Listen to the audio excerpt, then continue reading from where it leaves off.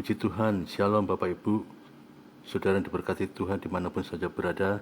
Kita boleh bertemu kembali pada tahun yang baru ini, tahun 2022, pada satu kesempatan yang sama dalam satu program Renungan Harian, Saudara, Renungan Harian. Saudara, pada saat hari ini kebenaran firman Tuhan, saya berikan satu judul, Harapkan yang tidak bisa diharapkan. Judul daripada renungan pada saat hari saudara menggelitik saudara. Dikatakan apa? Harapkan yang tidak bisa diharapkan. Kenapa harus mengharapkan yang tidak bisa diharapkan? Saudara, firman adalah firman. Bahkan saudara, kebenaran firman itu akan memberikan satu dampak ya. Ada dampak, ada satu kekuatan, ada satu pernyataan, bahkan ada satu jawaban dari semuanya firman itu ketika saudara ya, kita tidak bermain dengan pola pikir kita.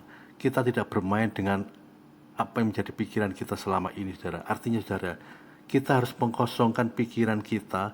Kita harus membuang ya paradigma kita yang lama. Dalam arti, saudara, apa-apa dengan pikiran kita munculkan.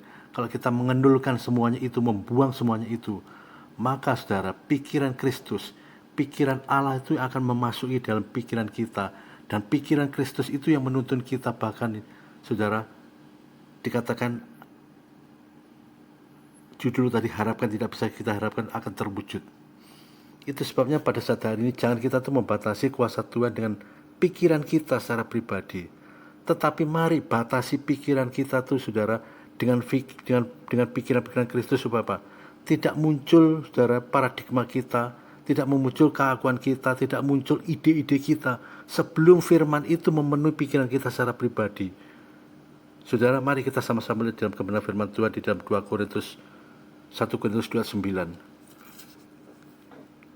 1 Korintus 29 dikatakan ya, tetapi seperti ada tertulis, apa yang tidak pernah dilihat oleh mata dan tidak pernah didengar oleh telinga dan tidak pernah timbul di dalam hati manusia, semuanya disediakan Allah Tuhan untuk mereka yang mengasihi Dia. Saudara, ayat ini seringkali didengarkan, ayat ini seringkali disampaikan oleh hamba-hamba Tuhan. Bahkan mungkin saudara sendiri, ayat ini menjadikan satu, kalau saya boleh katakan, yang menjadi satu pegangan ya, satu, mungkin saudara jadikan jimat, saudara ya, ayat ini. Dikatakan, tetapi seperti ada tertulis, apa yang tidak pernah dilihat oleh mata, dan tidak pernah didengar oleh telinga, dan tidak pernah timbul di dalam hati manusia, semuanya disediakan Tuhan untuk mereka yang mengasihi Dia. Seringkali kita mengartikan kebenaran firman Tuhan ini ujung-ujungnya, saudara ya, kedagingan ya, daging yang kita munculkan. Apa yang tidak pernah dilihat oleh mata, nantinya aku mendapat seperti ini. Apa yang tidak pernah dengar di telinga, yang muncul di dalam pikiran kita. Seringkali, saudara, berkat, kepuasan, bahkan, saudara, kekayaan dan sebagainya. Ukurannya seperti itu. Tetapi mari kita belajar pada saat hari ini. Tadi sudah saya katakan, harapkan yang tidak bisa diharapkan. Artinya apa, saudara? Kita tuh mengharapkan apa yang tidak bisa diharapkan. Artinya apa? Nol, saudara ya. Pada saat hari ini kalau kita berbicara tentang kekristenan kita, kalau kita berbicara tentang hidup ya di dalam pengiringan kita terhadap Kristus ya, mempercayai Tuhan secara total, maka tidak sedikit pun pola pikir kita, pikiran kita yang kita munculkan, saudara. Tetapi apa? Kita tuh mengharapkan yang tidak bisa diharapkan. Dalam arti apa? Kita mengendulkan ya, mengendulkan keinginan kita, mengendulkan dalam arti apa, saudara? Membuang segala keinginan-keinginan kita untuk kita munculkan. Sebagai misal, ya, coba saudara kita pahami, ketika pergantian tahun ya, mungkin ya Bapak Ibu saudara pada beberapa waktu yang saat ini, saudara, 3 hari atau 4 hari ke depan itu saudara mengalami. Biasanya seperti itu, ketika akan masuk dalam tahun yang baru, mungkin ada pemandu acara dan sebagainya berkata apa? Ayo kita membuat satu make a wish ya, dalam arti apa? Kita membuat satu apa istilah itu, rencana-rencana ke depannya itu apa yang kau saudara inginkan.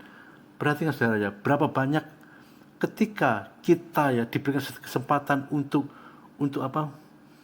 memasuki tahun yang baru dalam satu pengharapan kita. Jarang sekali, saudara, seorang anak Tuhan sekalipun, saudara, mereka tuh hidupnya tuh memfokuskan pada nilai-nilai Kristus, nilai-nilai kekekalan yang kita munculkan. Seringkali apa? Di dalam tahun yang baru, aku ingin rumah baru, aku ingin mobil baru. Yang seperti itu, saudara ya, kedagingannya dimunculkan ya. Aku ingin usahaku lebih greget lagi, lebih besar lagi. Aku ingin dan sebagainya.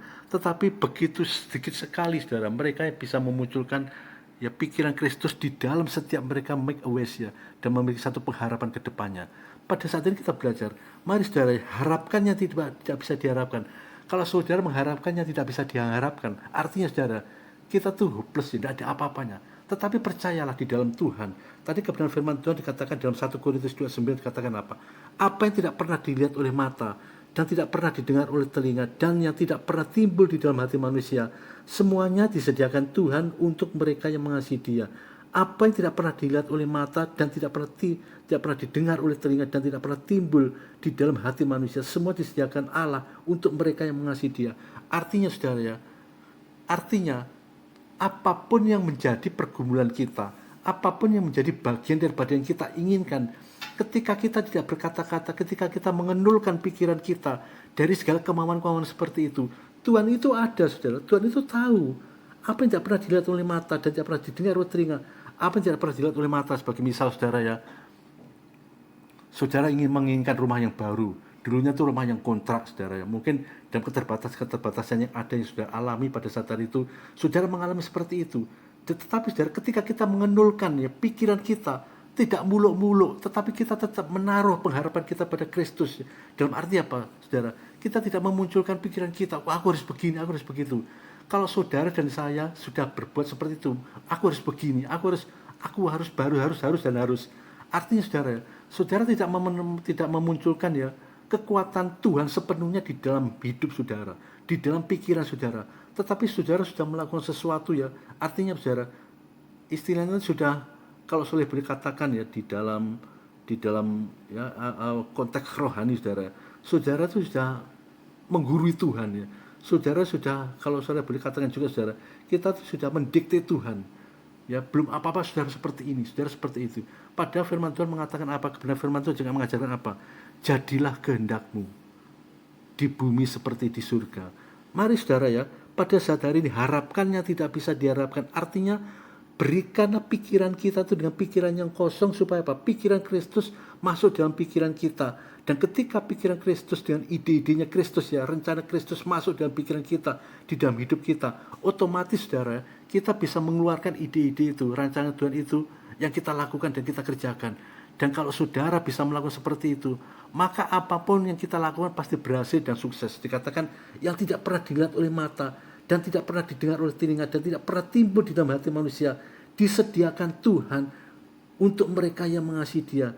Kuncinya sederhana saudara ya, bukan karena kemampuan dan kegagahan kita, bukan karena fasilitas kita, bukan karena kekayaan yang ada dalam diri kita, bukan deposito yang menumpuk di bank kita. Mah bicara saudara ya, manusia perlu uang, manusia perlu duit saudara.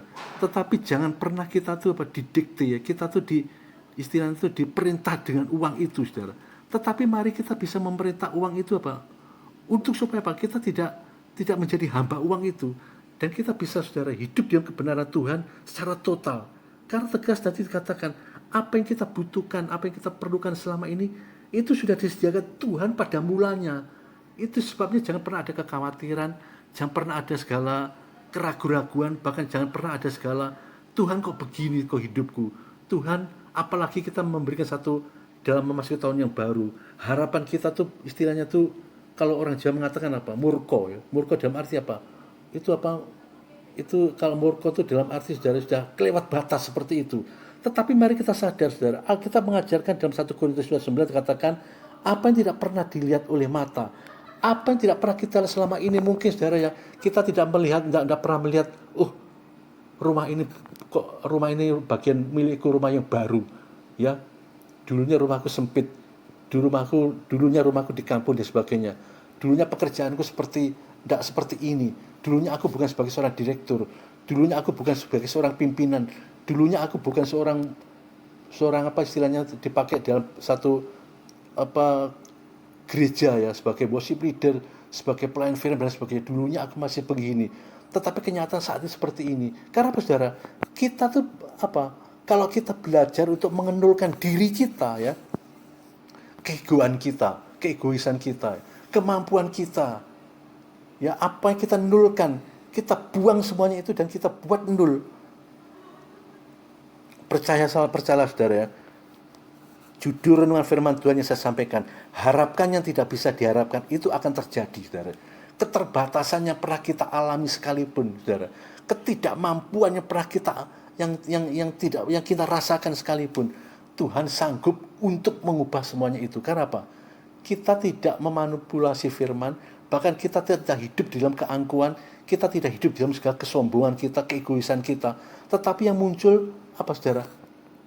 Kita bisa berkata-kata, Tuhan, siapa aku? Aku nggak bisa berbuat apa-apa. Di dalam doa-doa kita, di dalam pergumulan kita. Kemudian kita berkata, Tuhan, siapa aku? Tolong berikanlah roh-Mu untuk memampukan aku, untuk mengerjakan ini, untuk belajar setia dan sebagainya. Tidak muncul, saudara, keakuan kita. Berapa banyak, saudara, kita jumpai juga, saudara ya.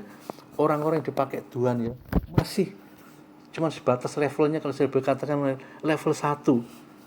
Ya, masih istilahnya baru merangkak, kemudian sudah sombong, menganggap orang lain, saudara, mereka itu tidak suci.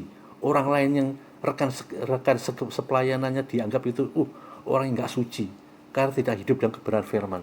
Hati-hati, saudara, ukuran yang dia ukurkan itu akan membawa dia itu pada satu kehidupan yang tidak sejalan dengan kehendak Tuhan, dan akhirnya dia itu akan jatuh. Tetapi percaya, saudara, kalau kita mau mengenurkan pikiran kita, kalau kita mau mengosongkan pola pikir kita, hati kita yang cuma segini ini dalam pikiran kita kosongkan, dan kita memberikan sepenuhnya itu supaya pikiran Kristus masuk di dalam pikiran kita. Saya percaya, saudara, ide-ide yang cemerlang, bahkan hikmat yang daripada Tuhan itu memampukan kita di dalam kita itu berkarya, di dalam kita itu bekerja, di dalam kita itu study, di dalam kita itu berumah tangga, bahkan apapun aktivitas yang kita lakukan. Saya percaya, saudara, Tuhan punya rencana yang dahsyat. Karena firman Tuhan tegas dikatakan di dalam 1 Korintus 12 katakan apa? Apa yang tidak pernah dilihat oleh mata. Di depan kamu itu ada mobil yang tidak pernah dilihat oleh mata, dan itu disediakan bagi kamu. Di depan kamu itu ada rumah yang mewah, yang dulunya tidak pernah dilihat oleh engkau, yang tidak pernah didengar oleh telinga, dan tidak timbul dalam pikiran hatimu. Tuhan sediakan, dan itulah janji Kristus yang harus kita lakukan, saudara ya. Dikatakan apa? Marilah kita tetap mengasihi dia. Saudara, konteks rohani dalam kebenaran mengasihi dia, saudara, artinya apa, saudara? Membuang segala keakuan kita, keegoan kita, hobi kita. Jangan menomorsatukan hobi kita, saudara.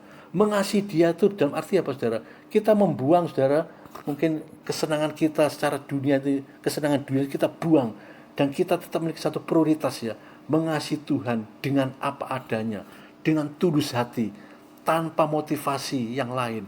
Karena kita mengasihi, karena Tuhan sudah mengasihi kita, dan itu harus kita lakukan. Dan saya percaya, saudara ya, kalau kita hidup di dalam kebenaran firman Tuhan itu, di dalam segala ketaatan, dan kita tidak menyombongkan diri, kita tidak mengakui diri kita itu benar, kita tidak mengakui diri kita dahsyat, bahkan kita tidak mau menangnya sendiri, saudara, terhadap siapapun juga, saudara. Bahkan kita tidak menganggap bahwa orang lain itu tidak benar dan saya yang paling benar. Kalau saudara masih punya pikiran-pikiran seperti itu, artinya apa, saudara? Saudara itu masih terkonsep dengan pikiran secara pribadi. Saudara masih terkonsep dengan keakuan saudara, kesombongan saudara, keegoisan saudara, bahkan saudara, kemunafikan yang saudara lakukan. Tetapi ketika saudara menganggap, aku nggak bisa apa-apa, aku bukan siapa-siapa, bahkan aku nggak bisa apa-apa kalau bukan karena Tuhan. Aku ini siapa kalau bukan karena Tuhan? Dan kalau kita munculkan paradigma, ya, pola pikir yang seperti itu untuk mengosongkan diri, dan kita mencari hadirat perkenanan Tuhan, mencari kekudusan, bahkan pikiran Kristus kita masukkan dalam diri kita sepenuhnya, sepenuh hati untuk memimpin kita setiap saat. Percayalah, saudara ya, baru 1 Korintus 2:9 terjadi dalam diri kita. Jangan pernah kita tuh sedikit-sedikit berkata, apa yang gak pernah kita lihat mata, yang muncul kedagingan kita, aku nanti mendapat seperti ini.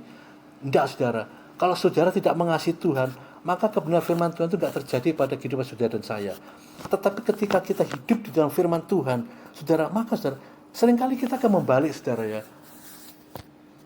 Ya, hak kita tuh kita minta terlebih dahulu. Hak kita tuh kita minta terlebih dahulu di dalam menerjemahkan firman, saudara ya. Di dalam menerjemahkan firman Tuhan. Hak kita tuh kita minta.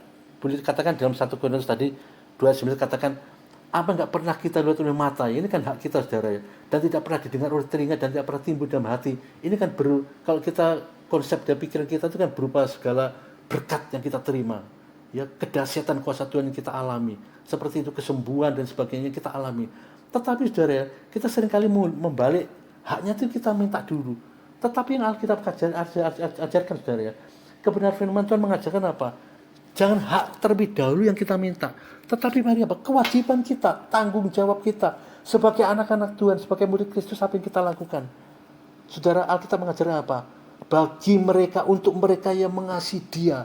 Artinya saudara ya, jangan pernah kita tuh berharap kedahsyatan kuasa Tuhan terjadi di dalam setiap firman Tuhan yang Tuhan sudah firmankan, terjadi dalam diri kita, kalau kita tidak hidup di dalam kebenaran firman Tuhan itu sendiri. Mari saudara, kuncinya cuma apa? Kita mengasihi Tuhan, mengasihi Kristus, mengasihi Bapa yang di surga, kita tinggikan dan kita agungkan di dalam setiap perjalanan hidup kita. Jangan kita tuh sedikit-sedikit, wah aku harus menyusun program. Boleh saudara ya, kita menyusun program di dalam sebuah organisasi itu boleh saudara ya. Tetapi jangan kita tuh terkonsep seperti itu, sedikit-sedikit kita munculkan program, harus begini.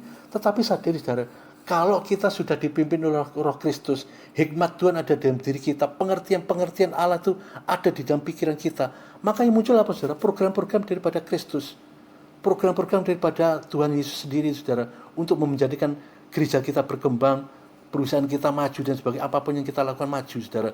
Tetapi justru kebalikannya saudara, seringkali manusia buat program terlebih dahulu tanpa menomorsatukan Tuhan. Artinya saudara, kita tidak mengendulkan pikiran kita, yang munculkan pikiran kita munculkan, menghadapi seperti ini harus programku seperti ini, aku harus melakukan seperti ini supaya gerejaku bertumbuh seperti ini, supaya pekerjaanku bisa berkembang seperti ini, supaya perusahaanku bisa berkembang bahkan maju seperti ini, yang kita lakukan seperti itu.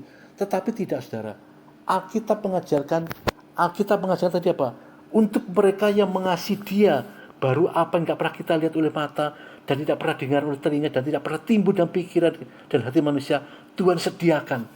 Itu sebabnya kalau saudara dan saya pada saat hari mau menerima janji Tuhan secara sempurna, maka pada saat hari saudara ubah konsep dan pola pikir kita secara pribadi terhadap ya, untuk menerjemahkan kebenaran firman Tuhan ini saudara.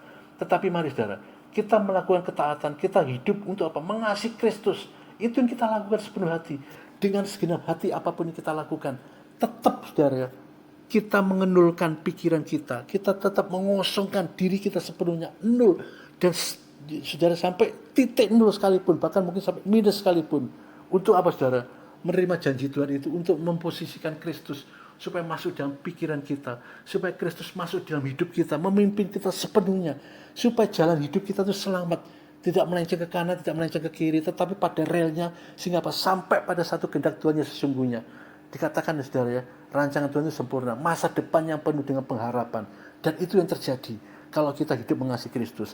Puji Tuhan saudara, kiranya renungan firman Tuhan pada malam hari ini di dalam satu tahun yang baru ini membuka ya paradigma kita saudara ya. Mari saudara, harapkan yang tidak bisa diharapkan. Harapkan yang tidak bisa diharapkan, dan itu akan terjadi kalau saudara dan saya hidup di dalam kebenaran firman Tuhan.